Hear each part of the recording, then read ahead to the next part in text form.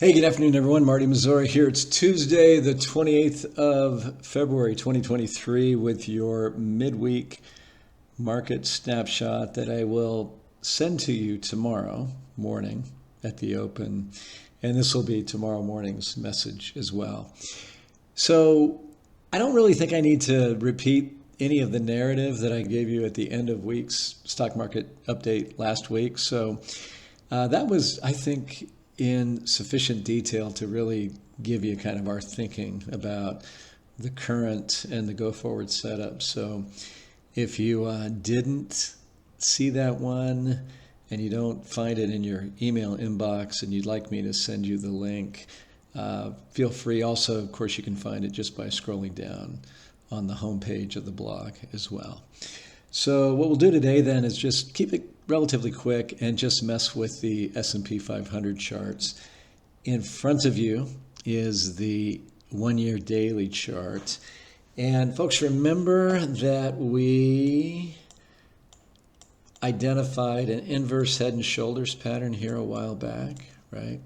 And I kind of told you how these things tend to work, right? They're pretty high percentage patterns, meaning better than half the time at least, they play out as they're scripted, so to speak. So you have your, call this your left shoulder, your head, and your right shoulder. And where the shoulders meet the neck, of course, that's your neckline, and that turned out to be the bear market trend line as well.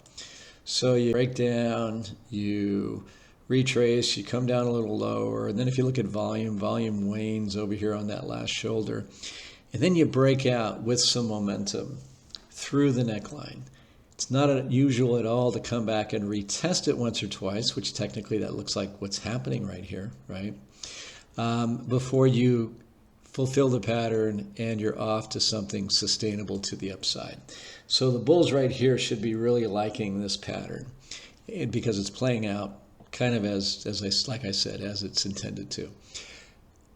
For other reasons that we've talked about ad nauseum here and on the written blog, our view is that before this is all said and done, this will turn out to be a failed pattern and will break back down below the trend line.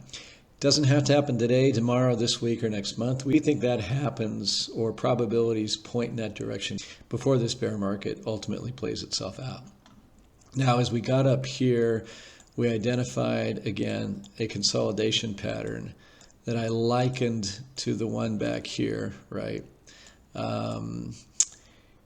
But what we had that was different, I know I'm being redundant here, was our all-important momentum indicators during this one were actually giving us bullish divergences on the MACD and on the RSI. Whereas this particular consolidation range here, we actually had bearish divergences. So here we anticipated a breakout to the upside, which we got. Here we were anticipating a breakout to the downside, which we got. Now, this is just incredibly stiff support. So it would not be at all surprising to see the market hold, and it has so far. We actually got a pretty good bounce off of that level on Monday. And you can see we're dancing here along the trend line, still above it, and above the 200-day moving average, right, which seems to be flattening out, which is somewhat of a bullish, beginning of a bullish look there on the 200-day. Now, the thing is, as of today, we did close below the 50-day moving average. Now, that would be bearish, and the 50-day moving average is also flattening out after sloping higher, so that would be a bearish thing. So we've got a couple of signals here that kind of conflict with one another. And then the downtrend line. So this is pretty significant support right here. So it's not the least bit out of the question to see us, bounce off of that, pop higher and test this level back up here, either maybe the bottom or the top of that consolidation phase, and even make a marginal new high before this is all said and done. That would all still be within the context of an ongoing bear market in our view. Now, on the other hand, though, this could be a significant break, and if we do break down below that with some momentum, I think we're going to find some stop losses in here.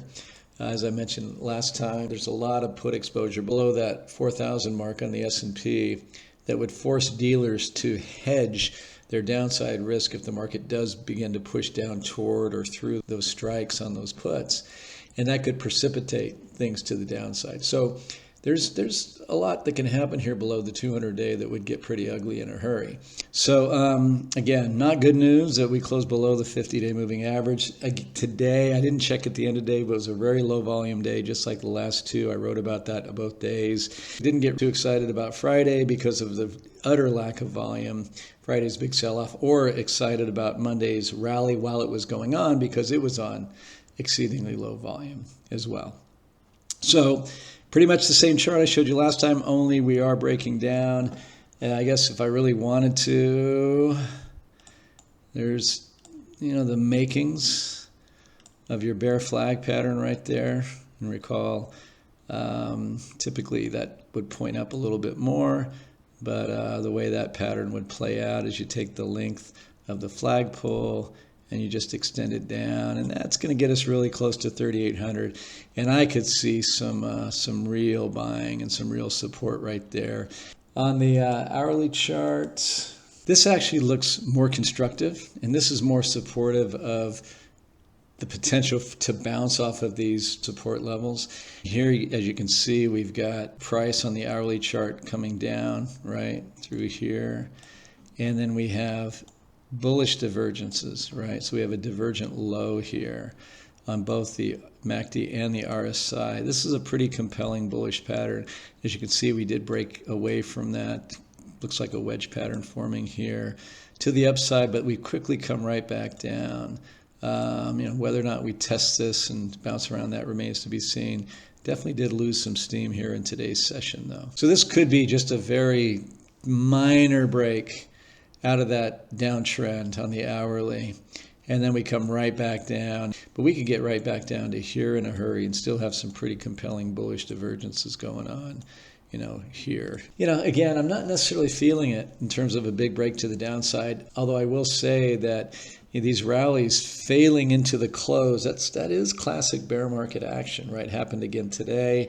And futures, last time I looked, were trading lower in the after hours as well.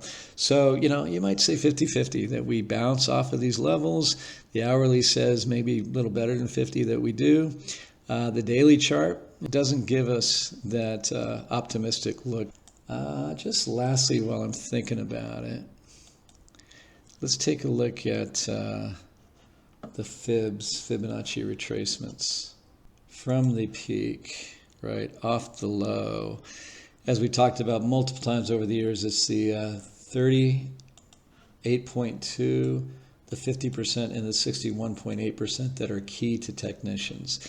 And 50% perhaps being the most key, if you will. And notice how we came off the bottom. You can see some resistance there, and then support at the 38, and then just bang, like running into a brick wall at 41.60. That's the 50% retracement, and then failing off of there, right? Failing below the 38, and then finding resistance there as well. So while we have this support, right, below at these two, we have now, looks like building resistance at that 38.2% retracement level. So so kind of playing ping pong, between certain levels here. So we'll see how that ultimately plays out. We'll know over the next few days probably whether we're going to get a breakout further down or back up into this range. And I'll keep you posted. Thank you, folks, as always, for watching and listening. Talk to you again soon. Bye-bye.